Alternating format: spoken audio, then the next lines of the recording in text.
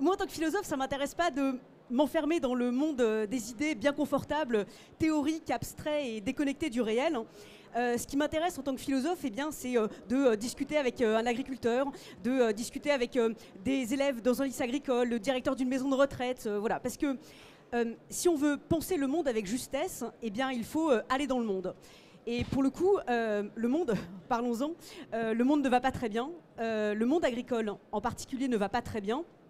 On voit qu'il y a une crise ces dernières années, une forme de mal-être. Et nous vivons une situation qui est absurde, dans laquelle les agriculteurs vivent mal de leur métier et les consommateurs, de leur côté, mangent n'importe quoi.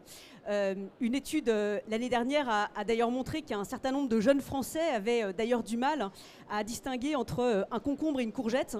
Donc pour le coup, il y a urgence. Et il y a urgence à créer des ponts, à recréer des ponts entre les mondes. C'est tout le sens de mon combat. Créer des ponts entre les mondes, c'est ce que j'entends par ce terme d'hybridation, qui peut sembler un peu barbare, mais par ce terme, j'entends tout simplement cette idée de créer des ponts entre les mondes, par exemple entre l'agriculture et le reste de la société. Cette idée d'hybridation, c'est pas juste un énième concept à la mode, non, c'est pour moi un véritable projet de société. Et cette idée de créer des ponts entre les mondes, en l'occurrence entre l'agriculture et la société, c'est tout le sens d'Agri-Demain, du travail, de la mission, de la vocation d'Agri-Demain. Et ce sera également le sens des Journées nationales de l'agriculture. Le thème qui a été choisi cette année, c'est mieux comprendre l'agriculture pour pouvoir mieux consommer.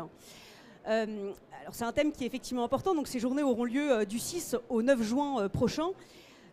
Et plutôt que de vous citer Montaigne ou Socrate, un petit peu d'exotisme, j'aimerais vous citer une phrase d'un romancier japonais, Genzaburo Yoshino, qui date de 1937 et qu'il écrit dans son roman « Et vous, comment vivrez-vous » Et cette phrase, c'est « Il est tout de même bizarre que ces hommes qui ont fabriqué la nourriture que tu manges, les vêtements que tu portes, la maison que tu habites, toutes ces choses essentielles pour ta vie, soient tous de parfaits inconnus. »